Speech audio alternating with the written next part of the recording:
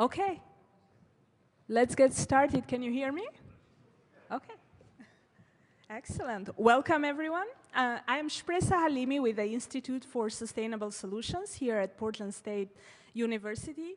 And I would like to welcome all of you to our fourth panel on the Rural-Urban Connection series, seminar series. We are fortunate to have a great partner, community partner, Sustainable Northwest, and they have been instrumental in organizing the seminar series in collaboration with ISS and identifying great panelists that have really have really great discussions about topics that are of interest to us, and the one for tonight is about forests, a topic near and dear to our heart, to the Pacific Northwest. And we have a great panel tonight that my colleague Patrick Shannon is going to introduce the members and then moderate it. I also wanted to share with you a couple of logistic announcements before we start our lecture. The lecture will be recorded, and at the end we have a time for Q&A, for a Q&A session. So if you have questions, please come up at the microphone. Tonight we'll also, at the end, we'll be serving pizza. Hot Lips Pizza made a generous donation.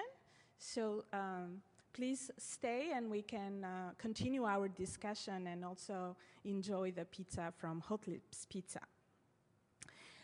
On the table there are some yellow cards. If you are interested in winning a prize, please feel free to fill out the yellow cards and put them in the basket over there. Now I would like to turn it over to Patrick, who is going to introduce the panelists and also moderate the panel. Thank you.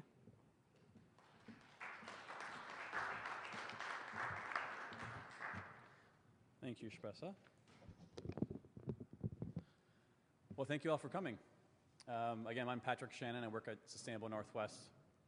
And for those who don't know, Sustainable Northwest, we're a nonprofit organization formed in 1994.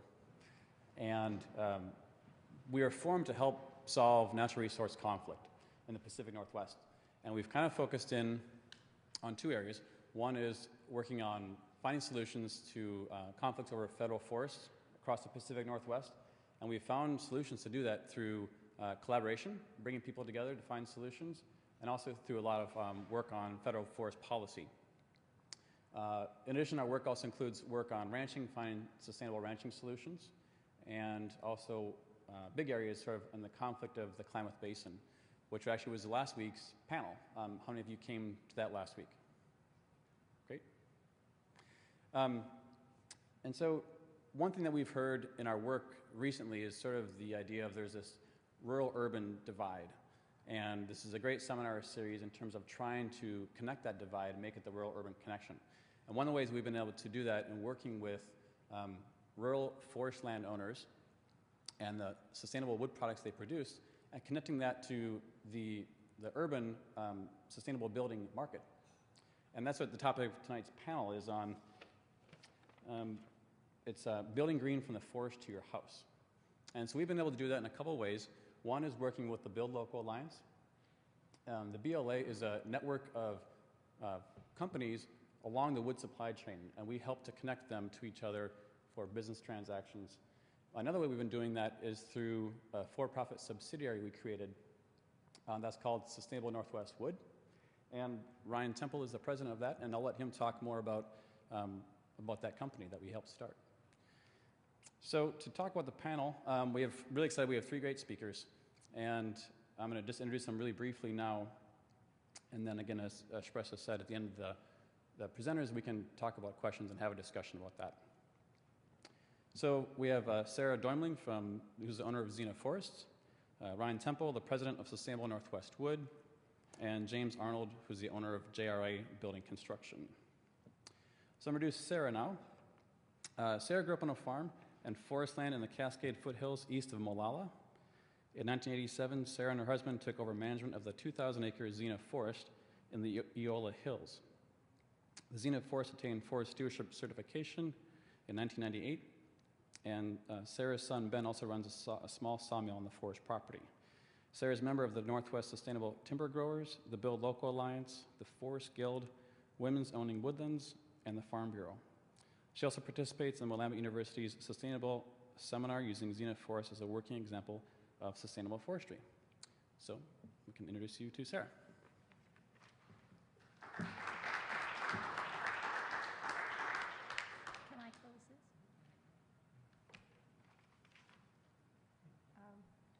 Well, you'll have to, I'm the rural part of this panel, so you'll have to excuse my mistakes to that. The Xena forest has an interesting history, which I'm not going to touch on because I have a limited amount of time. We're rural, but we're not so rural that we don't have access to the Portland and the metropolitan area communities, which is a good thing. If we were out there in southeastern Oregon, we wouldn't be as close to the markets. So like, talk louder? Did you turn on this one? Oh, that's probably what I didn't do.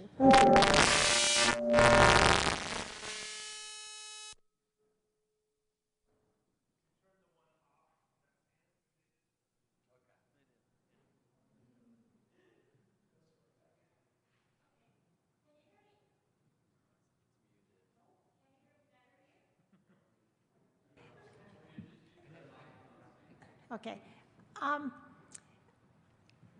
I was asked, and I will tell you something about how we manage the forest at Xena. And I'm mostly the person who manages the forest at Xena. It's co-owned by my 3 children, one of whom runs this sawmill, and the other 2 who offer a great deal of moral support from the city of Portland. The easiest way to contrast is to say that we follow some sort of ecological forestry practices, and the contrast is probably the forestry practices that you see when you drive to the coast. And the short version that I've always given people who have 5 minutes to know what the difference is no clear cutting, no compaction, and no chemicals. And those are sort of 3 main tenets of industrial forestry that we have managed to stick to. And there's a confession now that in the last 2 or 3 years, I think we got to almost 25 years without the chemicals, and ivy has gotten the best of me. So we've compromised a little bit on the chemicals. I won't dwell on that a lot, but the clear cutting is a very simple and obvious one to folks who look at forestry and see a 120-acre clear cut, which is perfectly okay with the state of Oregon. And we feel like we can have an ecologically healthier forest by not engaging in clear cuts like that. So the other piece of that is that we aren't interested in plantations of a single species in a single age, but we have a forest that also likes to grow Oregon white oak and big leaf maple and half a dozen other species of trees. So we manage for all those species, and we manage for different ages of those species. So my idea to begin was to try to paint you a picture of where I would start you on a tour if you were in the woods with me. And I want to imagine to myself, because it's easier for me to talk in the woods than to talk here. So you need to imagine that on this side is a 20-year-old plantation forest. It's rows of Douglas fir trees that are all the same age and about the same height, and the crowns come together, and growing on the ground is nothing. And if a tree tipped over in the wind, there might be a fern or a blackberry growing in that hole where the sun can get through. But otherwise, the ground is flat, and the ground is very hard, And on the other side of this particular path, and I'm very fortunate to have this place to start my tours because it sets the stage pretty well, is a stand that has 200-year-old trees and 100-year-old trees and 50-year-old trees and lots of little trees of different species. It has oaks and it has maples and it has Douglas firs. And so when you look at it, you don't see through it because it's all lots of different forms and different heights. So it's pretty full. And the ground is full of shrubs of various sorts, and underneath the shrubs are various grasses and smaller plants. And the most interesting thing of all is that when you step on the ground, it's like a sponge. And I think that's probably the single most important part of our forest management is a sense of the soil and how the soil is our capital. The soil is everything. And once that soil is smashed together by equipment, it isn't really soil anymore. And all the things, the creatures that live in the soil, and there are many, don't do very well when it's smashed together. And the other important piece of that wonderful squishy forest soil is that the rain soaks in, it doesn't run off and take soil with it. And you know the problems of erosion. So it's a perfect anti-erosion way of doing forestry. And so imagine yourself, I like to take school kids out and make them go here and go there and do their observing, and it's very fun because it's pretty dramatic what the difference is. This forest, the plantation over here at age 35, Weyerhaeuser would be ready to clear cut it.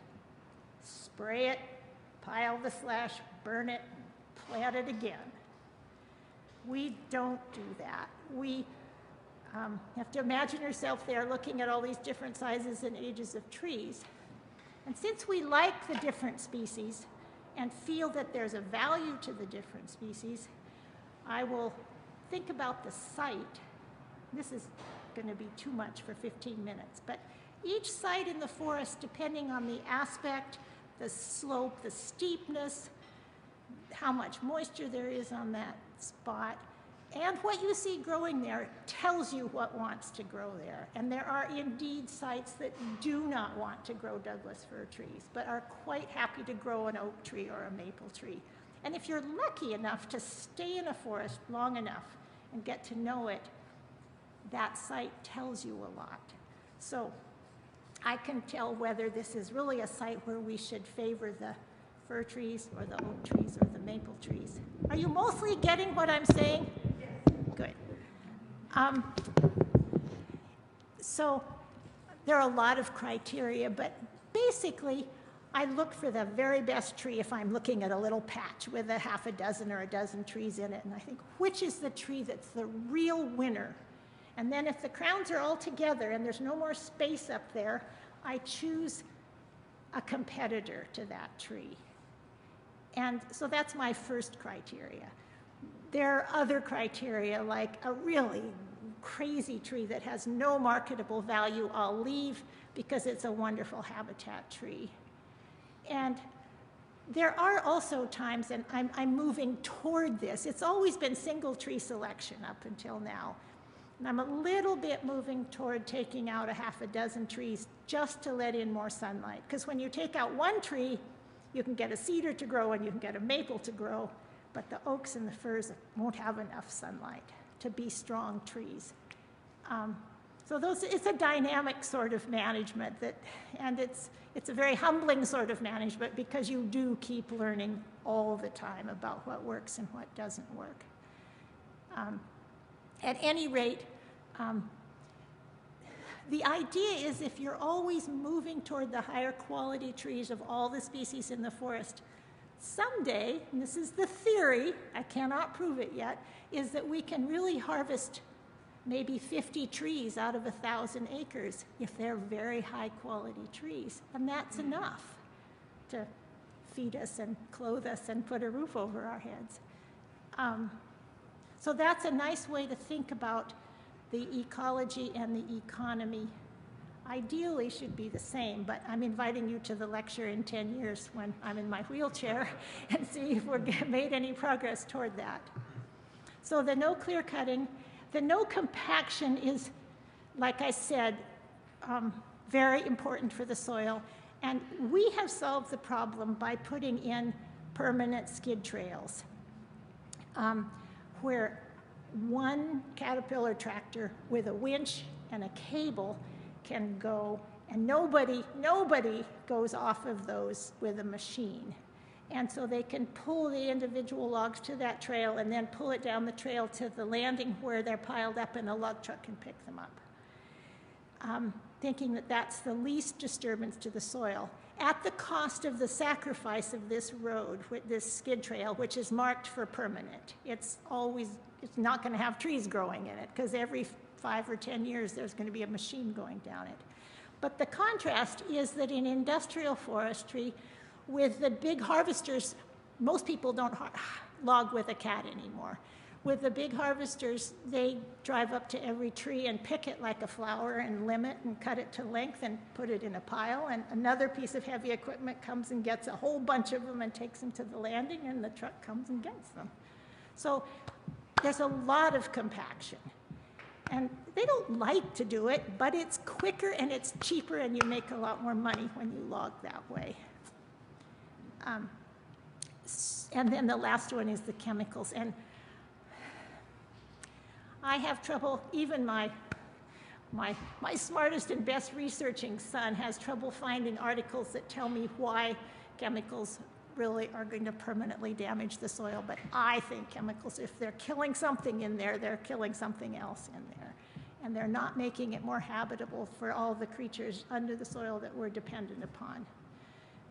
So we have not used chemicals up until the point where there's some species, Vinca's one of them, that's a garden plant, Ivy's one, that really spread geometrically every year with those little runners. And you know, if you've been to Forest Park, it can ruin a forest. So we've done a lot of hand removal initially, but then what comes back we spray in the hopes that we only have patches. It's not a biggie yet. It doesn't look like Forest Park, but there are the few patches that where we've used chemicals.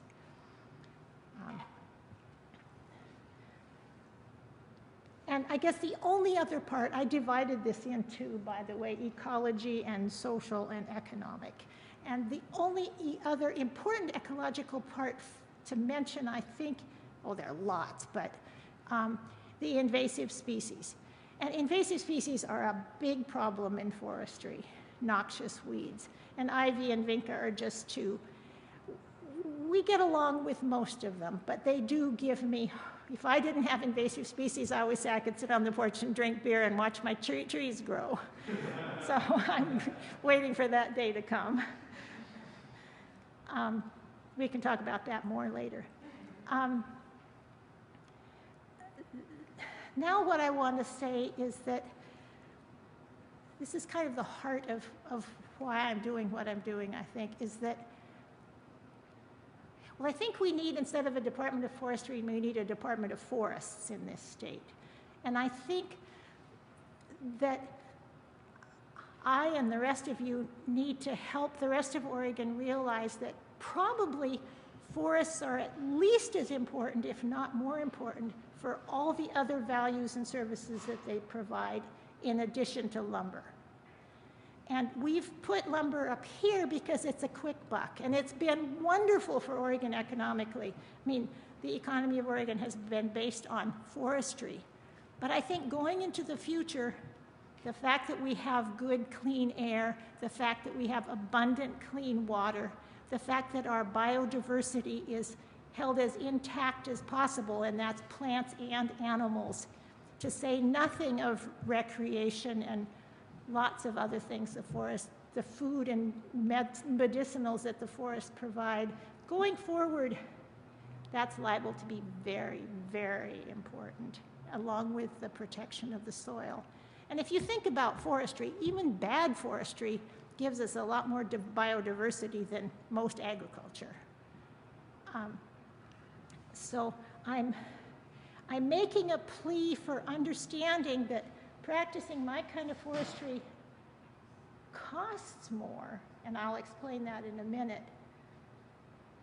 but it's providing a lot of values that are not reimbursed. I mean, I think that you should all pay a penny tax on your water bill to pay us to do more careful forestry. So our water supplies, you know, not just me, but those of us who are conscientious about protecting water sources. And also, there's been a lot of land use stuff going on in Oregon for years, and I felt extremely fortunate, blessed every morning to have this beautiful forest. So we do try to share it in as many ways as possible, and that includes lots of things like hunting and hiking and firewood and other things. And I feel like if we can make it accessible to as many people as possible, school groups, whatnot, they won't feel that they too have to own some acres in the country if we can really share it in that particular way. And the third part is, and I will read you this sentence because I finally figured out a sentence that said what I wanted to say. If Xena and I are measured by maximum efficiency and a quick return on investment in a global marketplace, we're failing so far. And the reason we're failing is that most of what I do in forestry costs quite a bit more than the 120-acre clear cut.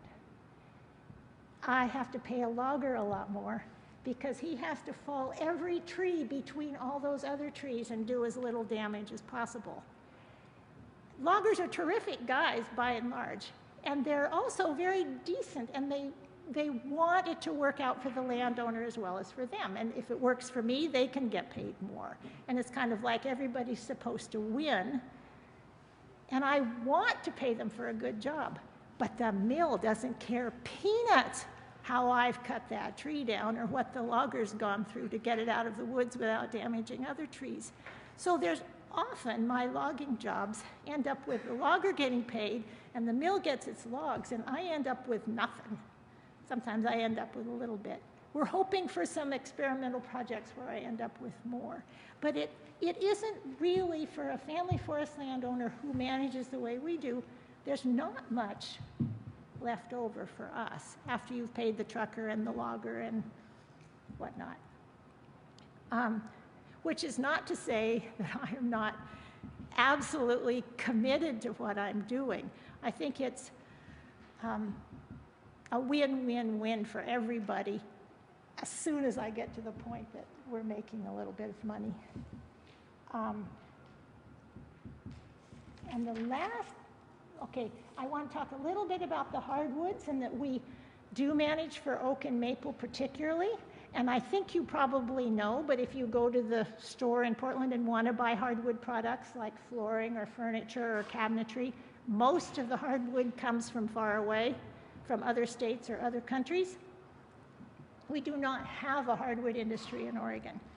My good old logger who worked for me until last year, he retired at age 74 and had been logging all his life, said, when I told him he couldn't cut down the oak that was in the way of the fir tree, he said, well, we just threw that stuff down the canyon.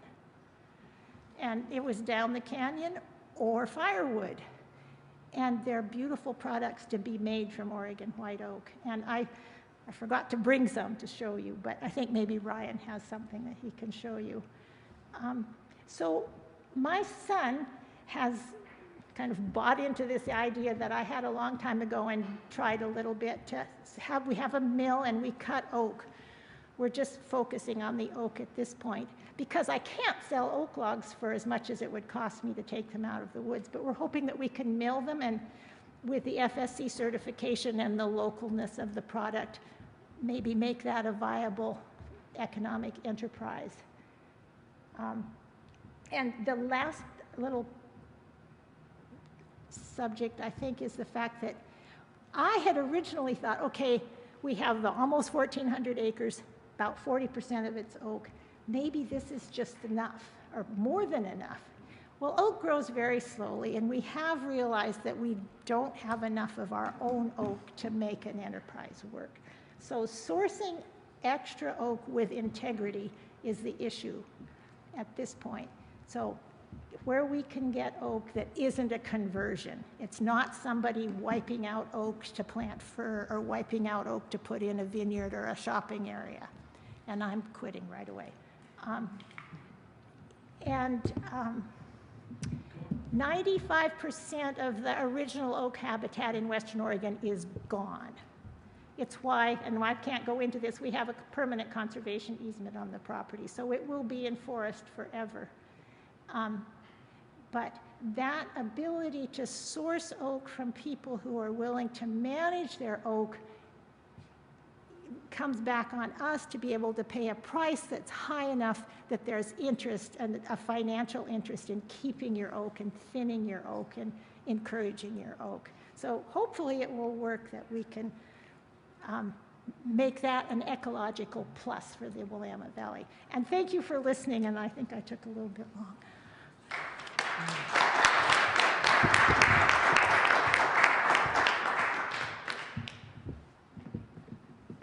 All right, thank you, Sarah. I need to fire this thing up quickly, and then I'll introduce Ryan.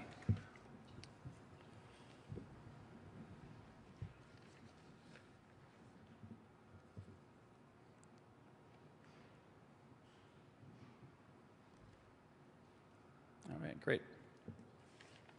So, Ryan Temple is responsible for creating and growing markets for sustainably produced wood products and directing Sustainable Northwest Wood, while he aspires to create a marketplace that recognizes and rewards responsible land stewardship. Ryan's greatest aspiration is to raise his two daughters to be as inspirational to others as they are to him. So, Ryan Temple.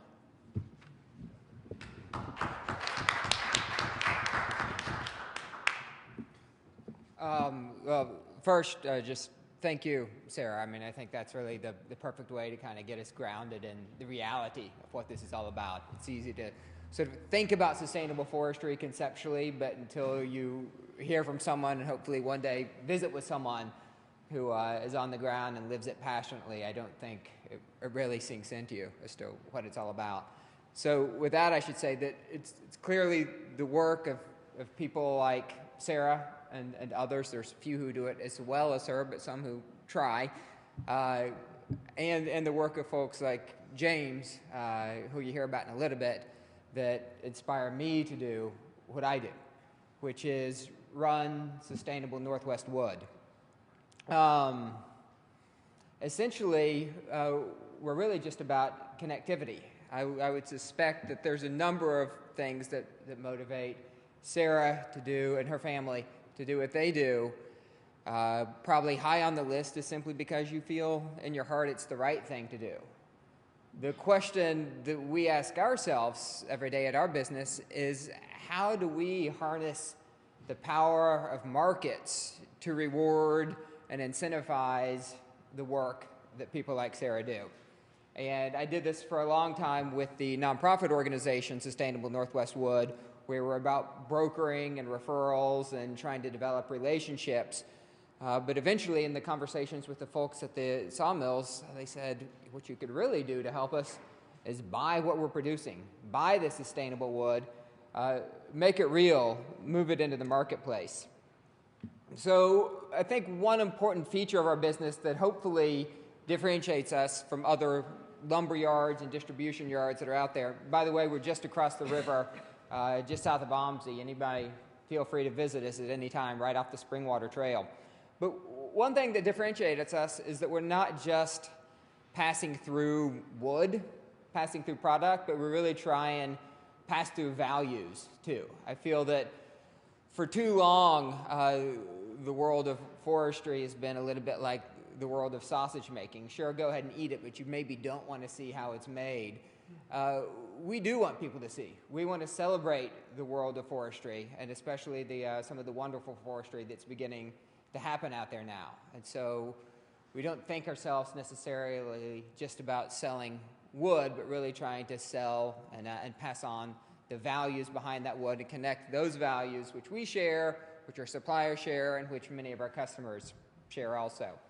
But in order to do that, what we found is we needed to find a way to take the will of customers like James and create the means to make it easy.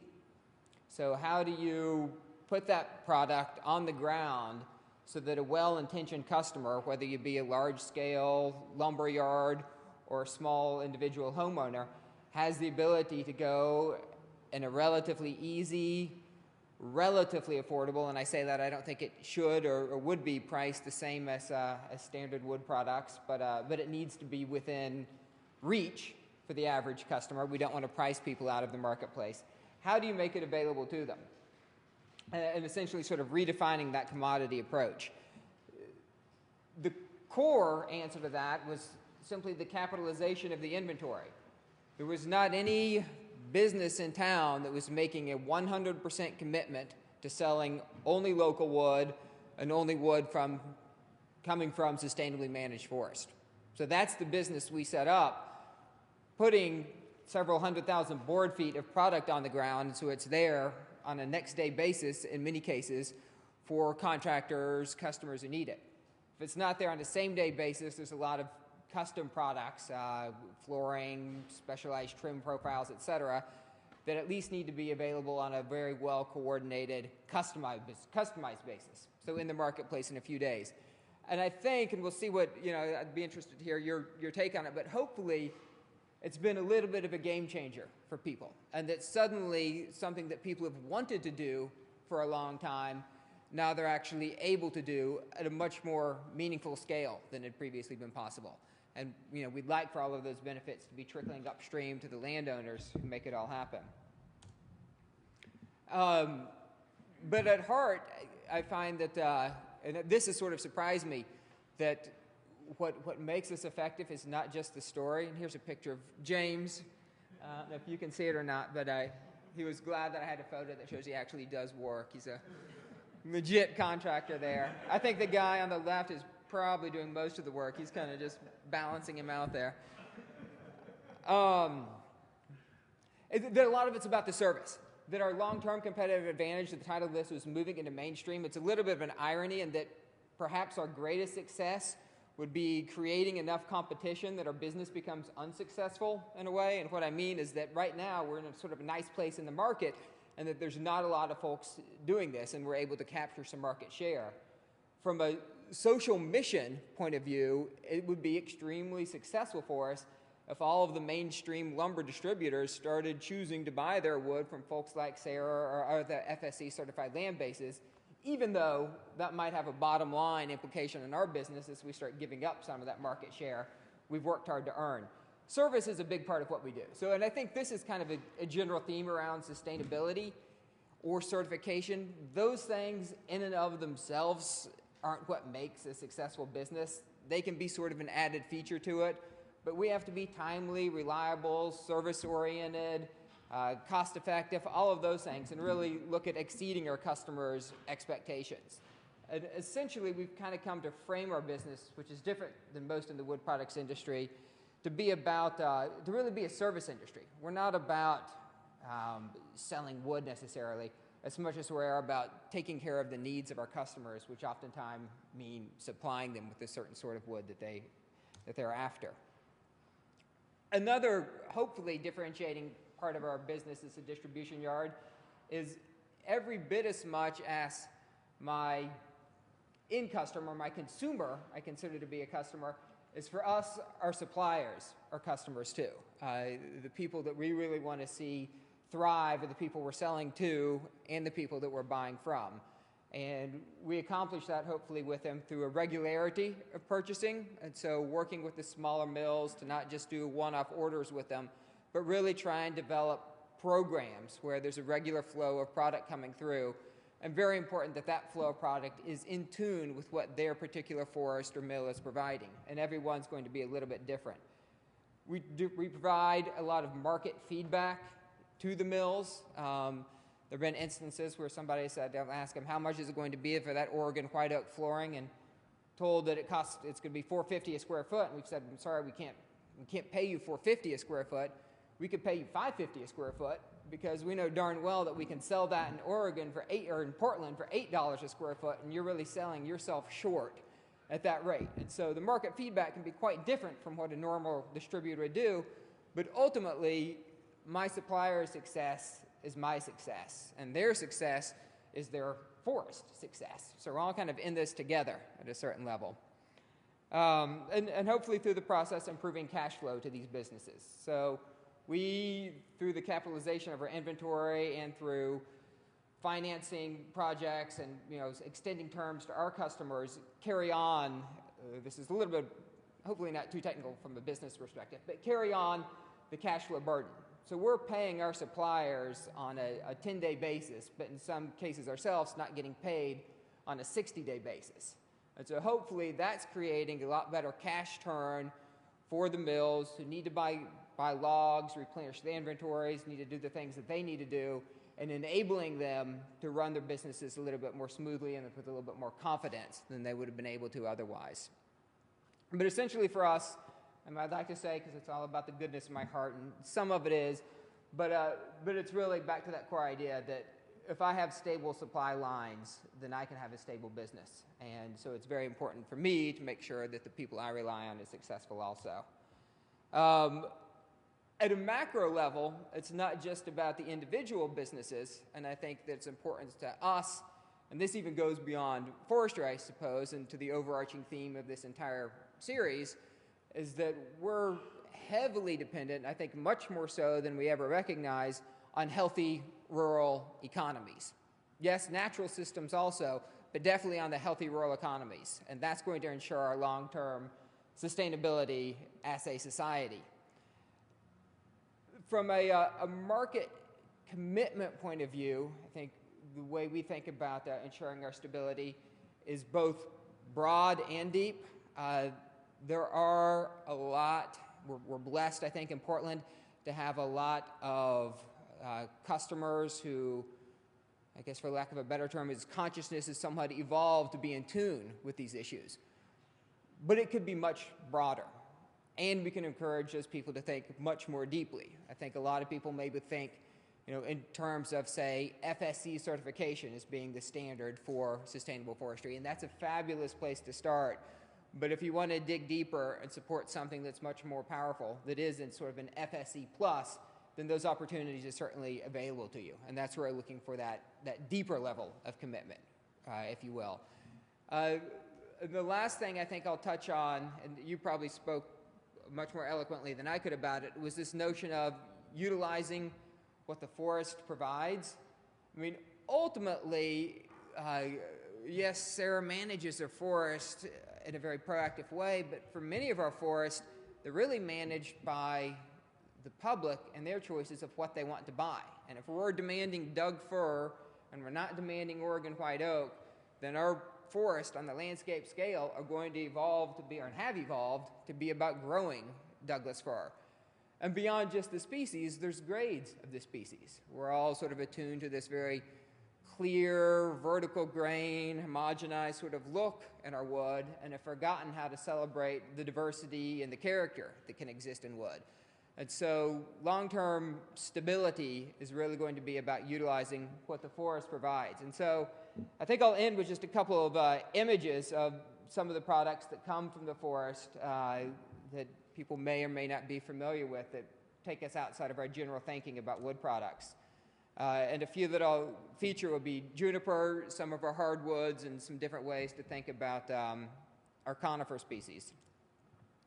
So the first one's Western juniper, which is great. We're actually doing a tour on Friday going out to Fossil, Oregon to go see a juniper restoration project and a juniper mill, and I can give people more information on that tour if they're interested. But it's a species that it's grown way outside of its native zone. About 5 times the acreage is covered that it was pre-settlement, mostly due to fire suppression, some grazing issues. But as a result, our grasslands and a sage grouse habitat are heavily compromised. And so you've got a very unique situation where you actually have ranchers and environmentalists and federal agencies all shaking hands and agreeing on something. And I feel if you've got those parties in agreement, we better do something about it. What we've done is trying to develop products for this juniper species. It's incredibly rot resistant, more so than a cedar or redwood. So we're building markets for its use as decking and landscape materials.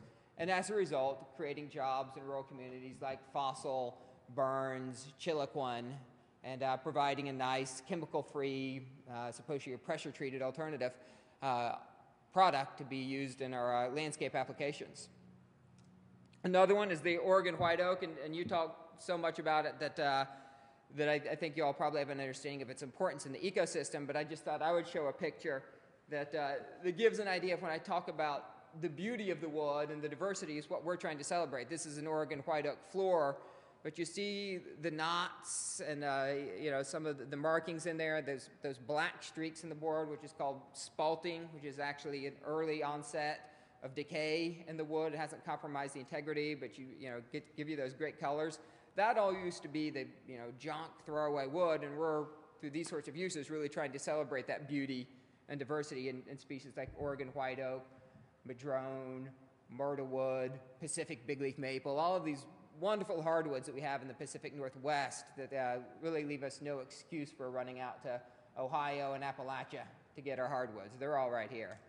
And then the last one here is blue pine, which is a ponderosa pine product, which again is getting a staining in it from its early stage of, again, a fungus coming up into the wood. So it creates this beautiful blue staining in the wood, which is, again, was tossed away and said, this doesn't make great as a mill, there's nothing we can do with it. We're trying to find out how can we actually celebrate this beautiful thing that's happening naturally in our wood. And I don't know, James, is this the roof at, can you see this one? This might be one of your projects for blue pine also. It's the steep wall/roof at Montauk, I think. Yeah, I think it is too. So that's, we're all kind of in it together, right? I depend on these people. We depend on the greater public to make it happen. And so I think, and thank you for the opportunity to speak, but I think that the reason that this is powerful is to start getting other folks to understand and become ambassadors to help even more people understand the importance of these issues, but more importantly, understand that it's y'all who are empowered to make a difference on these issues. So thanks.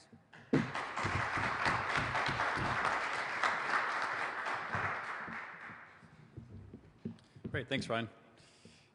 So our last presenter is James Arnold. He's the owner of JRA Building Construction. James grew up in the building trade, pursued an education in environmental engineering, and came back to the trade and discovered the green building movement. He started JRA Building Construction 7 years ago and has grown it from a 3-person to a 17-person company. JRA brings integrated design strategy and combines environmental and social passion with a practicality to build homes that can play a regenerative role for future communities. JRA also has been building full certification of Living Building Challenge residences. So, James.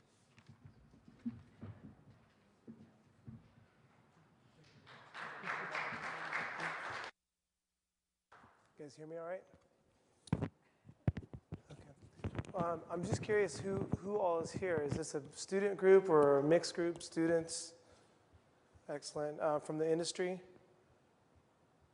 And from the forest industry specifically, I guess? Okay. And then from the government or the municipal groups? Okay. And then just interested folks. I guess that's everybody, right? I'm really curious about that. So really, I just want to sit back down and listen to more of what Sarah has to say, because that's where my heart comes from. And to maybe clarify the introduction, it's my company is JRA Green Building, and it wouldn't be what it is without my dad, who has always instilled a deep respect for the earth and for Mother Nature and all beings on it. And he was busy with life, raising kids and trying to make ends meet and working through the first 3 or 4 recessions that spanned his lifetime. And so he's what's making our green building reality at JRA possible to this higher level, this regenerative level that we're trying to reach. So my values stem from his values, which stem from my grandparents' values, and they all revolve around a deep respect for the planet. So I think what Sarah was describing, there's no end of intuition that supports what she's saying, but then there's also no end of scientific study that supports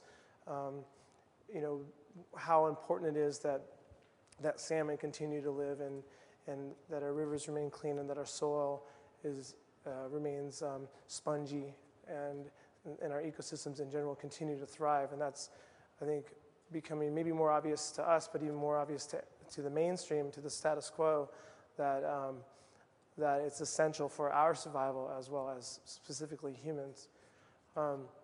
And I think coming from the demand side of material, being the person who wants it and I want it now and I want it exactly the way I want it. Can I have it tomorrow? Can I have it yesterday? Can it be perfect? Can it be cheap?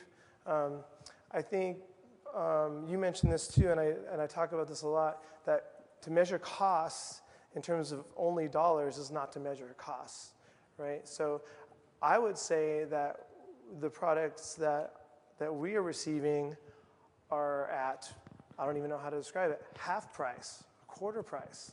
If you really want to look at the costs of what's out there right now, drive down to, any particular box store or whatnot, grab whatever you want, whenever you need it, slap it up, have some waste, have some chemicals in it, have some unsustainable forestry involved in it, and then who's going to pay the price and when, and what is that price? It's really difficult to determine that.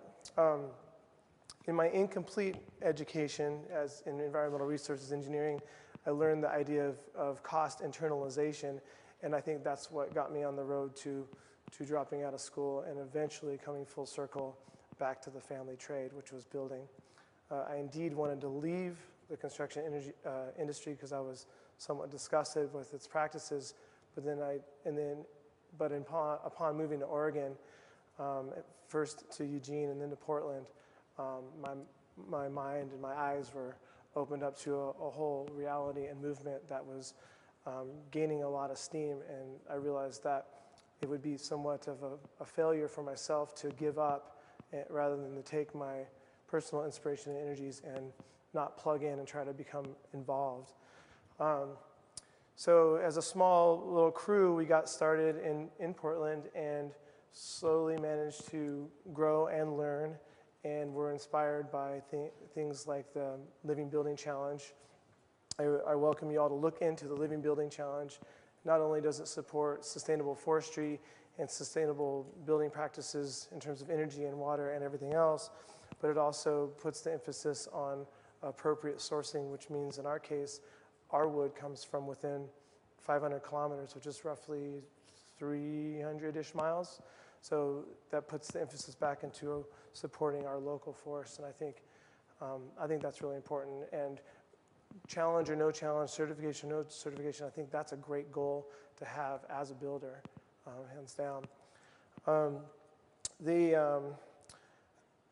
About 3 years ago, maybe a little bit longer, we made a commitment to exclusively build using FSC certified material, and with that emphasis, obviously, on locally sourced material. And when we did that, we just never looked back. So we don't even, when we cost out a project, if you hand us some plans or if we're working on some pricing for a design, it's just automatic. That's what we do. We put it in. Sometimes we even forget to mention, until asked later, oh, where did this blue pine come from? Well, you said you only had $3 a square foot, so we thought the blue pine would be great for your floors. So there's a lot of value. You saw the pictures. So I think I can't emphasize enough the value in value engineering projects and actually helping projects save money and have higher quality, if we're only talking about dollars at this point, having higher quality products and a higher quality aesthetic, being able to pick up the phone, hey, Ryan, the architect's thinking this, the engineer says we can only do this, I'm thinking this is going to be the fastest to do, what do you think? Well, and then getting feedback actually from the supplier, and he's like, well, let me make a couple calls and get back to you. By the end of the day, we've saved the project money, we've increased its quality, we've increased its energy efficiency, we've reduced the amount of hardware that's gone into it. So one example was a 22-foot long select structural grade 2x12 Doug fir joists, rafters. And I didn't even know that that was an option. So we're just rapping on the phone, and he's like, well, let me call. I think I can get these 22-footers. Well, if you know much about structural engineering, if you have select structural rafters, then you can do longer spans, and you need less of them. So basically, we used less material. That just happened to be some of such awesome material because it was sustainably grown in the first place. And we were able to reduce our labor, increase our insulation, and then reduce the amount of hardware that's put on either end. So I just call that a kind of a try or quadfecta win on a green building project. And that's just one example of how this integrated relationship works out. I can't emphasize enough how important integrated design, and if you're not familiar with integrated design, look into it. The concept itself is crucial, and it involves every stakeholder in any project. And the idea is that when you're looking at building projects, early on you need to get everyone involved, and you need to ask a lot of questions, and you need to get as much feedback as possible. And I think you'll find out in the end that these projects actually can be produced for less rather than more. And my goal standing here is for you all to walk away thinking green building costs less. In fact, it probably costs a tenth less if we think about the big picture and we think about generations to come. So I really think about that, like really meditate on that if you can, because we have this generous gift of force, and I think if we respect them and we treat our material as precious rather than overly abundant and expendable, I think that we can focus our efforts and just build better projects that support much more of a regenerative life for us to live. So I'm really rambling now. Let me look at my notes here. I've already talked about what I think you can do and why we're committed, and I covered all my notes, so it looks good. Thank you.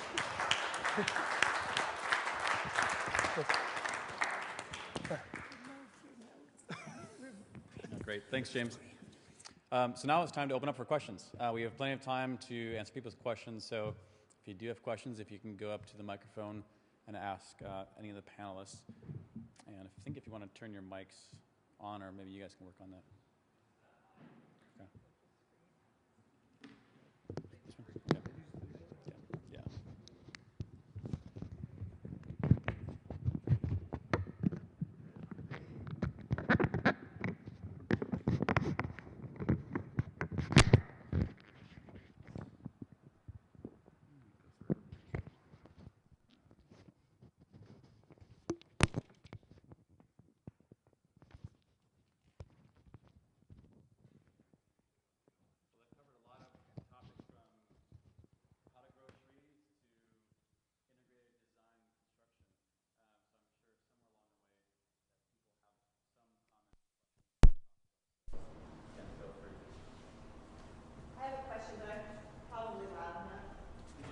Yeah.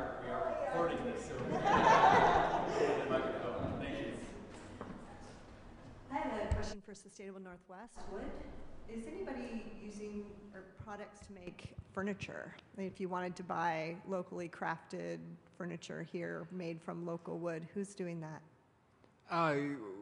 Yes, people are buying it, and yes, that's a marketplace we serve. One of the things, and this is a story that goes back to Xena that we found, is having the thin veneers and the sheet goods that a lot of furniture makers like to use has been holding up the use of the hardwoods. And so in cooperation with the folks at Zena, we sliced a lot of those veneers and had them laid up onto 1/4 inch, 1/2 inch, and 3/4 inch panels, which has unlocked a huge marketplace in the furniture making realm. But it's a great application for the hardwoods. You can really show off the beauty of them, and small craftspeople to even large ones and home hobbyists are all discovering these woods and increasingly coming to us looking for them. Maybe this is pertinent, but in order to get hardwood veneer sliced, we went to Indiana, which says something about the lack of infrastructure for a hardwood industry in Oregon. So there's lots more to do besides our little oak mill.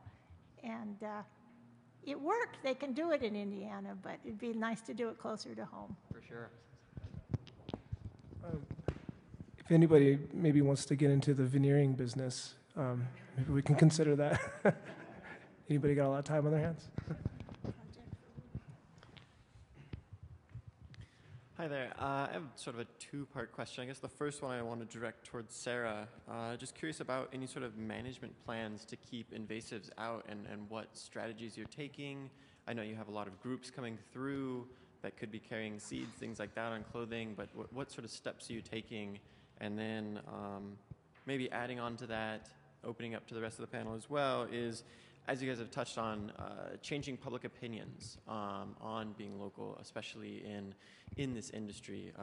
Again, what steps are you taking with that, and where do you see public opinion going? Because I know it can be kind of a controversial and, you know, hard on the wallet as well. So yeah, just some thoughts on those. Thank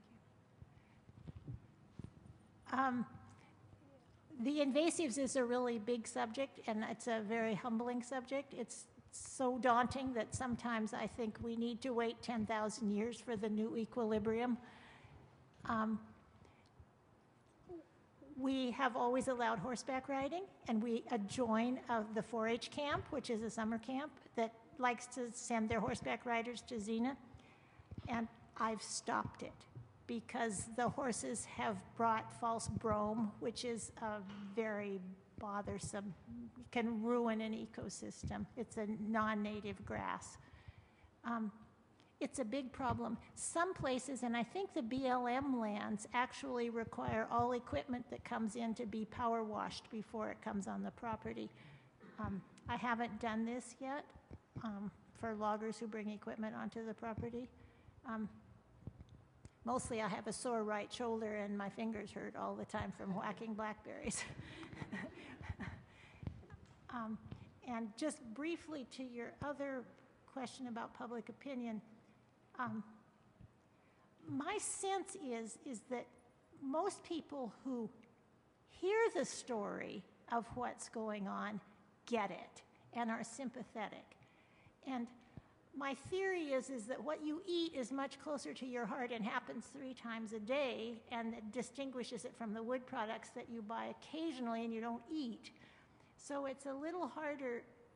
My dream is to have the public tune into forest ecology issues the way they have to food issues. And it's a great example for us to work toward.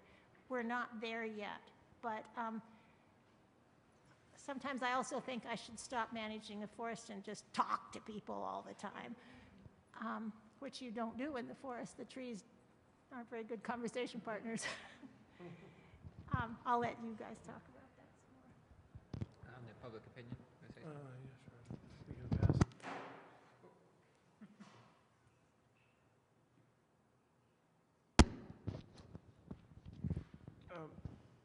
Well, that's probably the question of the decade. What to do about public opinion. I try to stay involved as much as possible with the International Living Future Institute and the Cascadia Green Building Council. And I think a great way to help out with those issues is to be involved in the local chapters of, well, we have a lot of nonprofits that are contributing on many levels.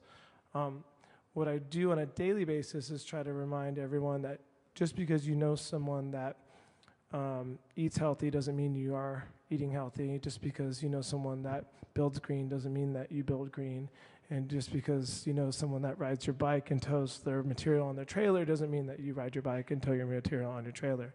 So it's easy in this town to say, oh yeah, we're in the greenest city in Portland, et cetera, et cetera, et cetera.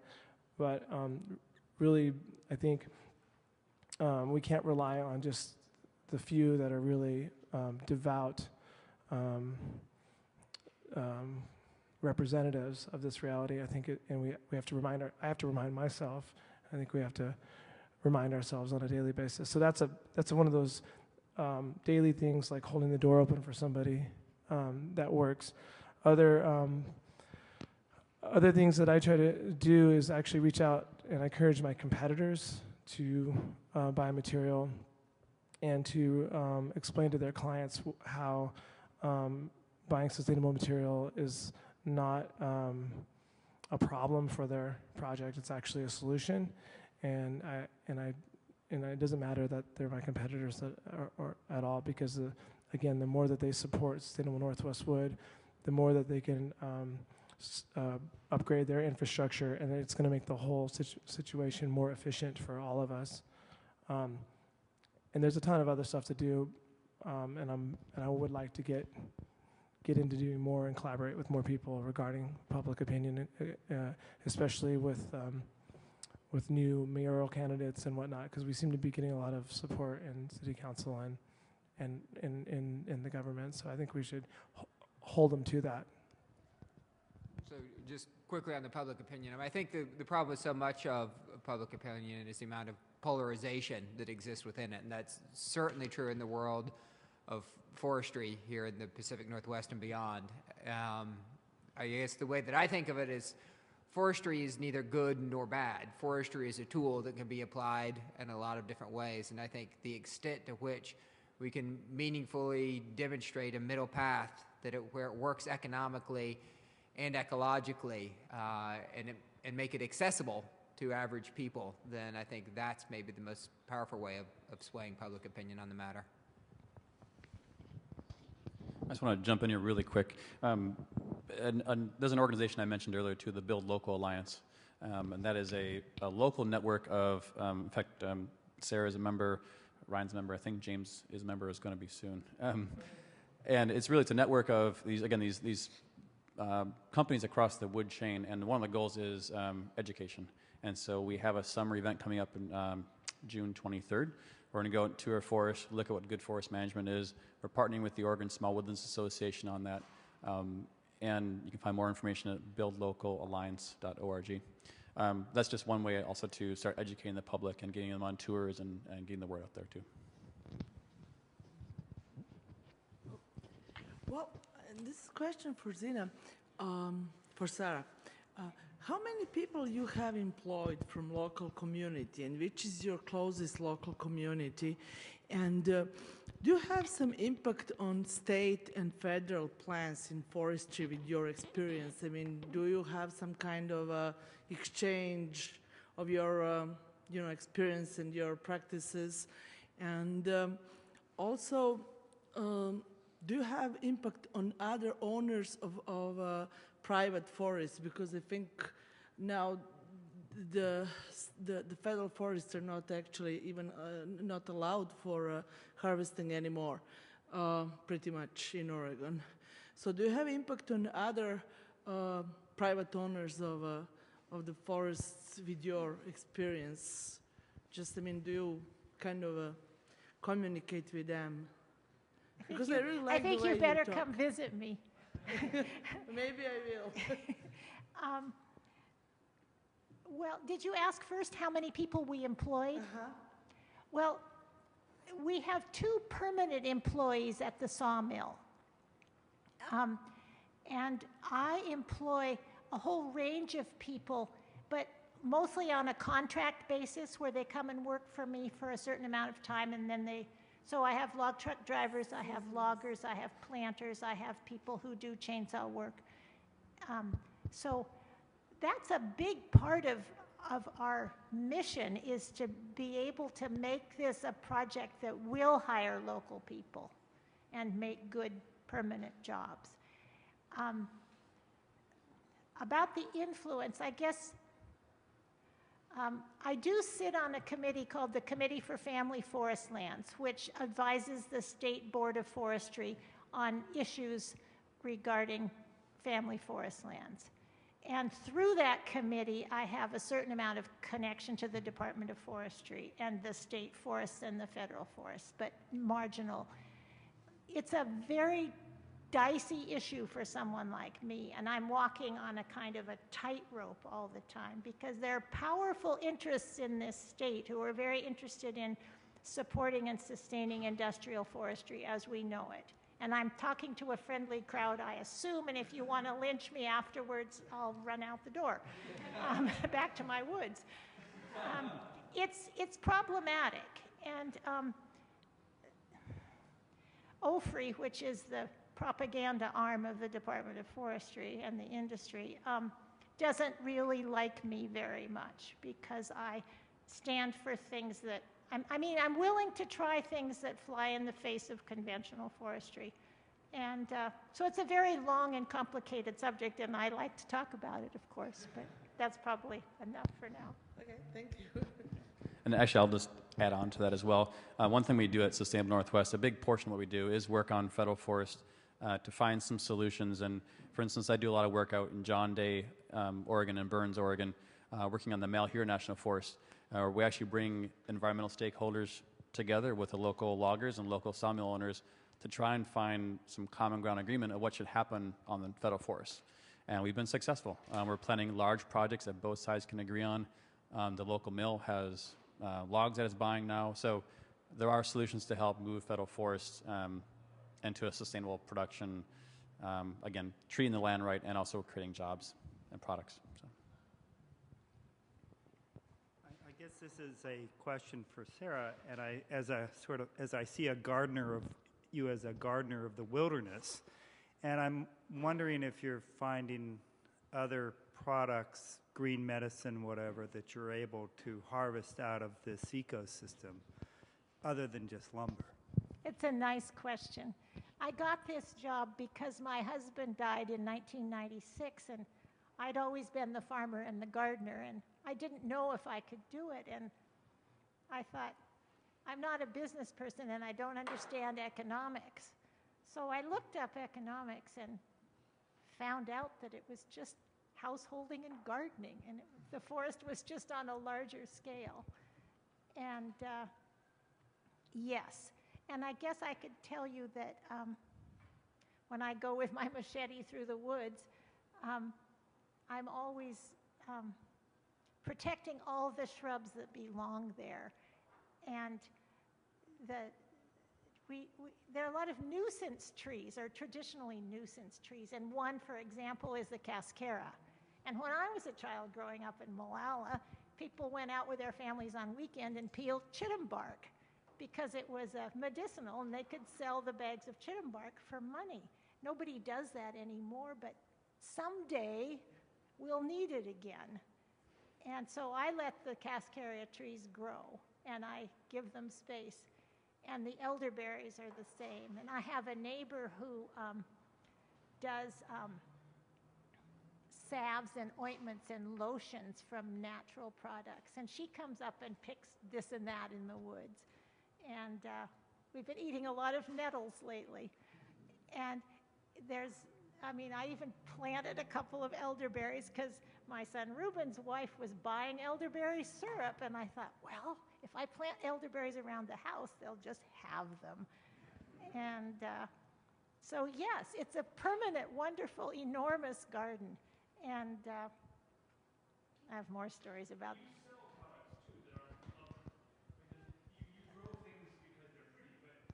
Well, but there's also, you mean mushroom logs or something like that, or mushrooms?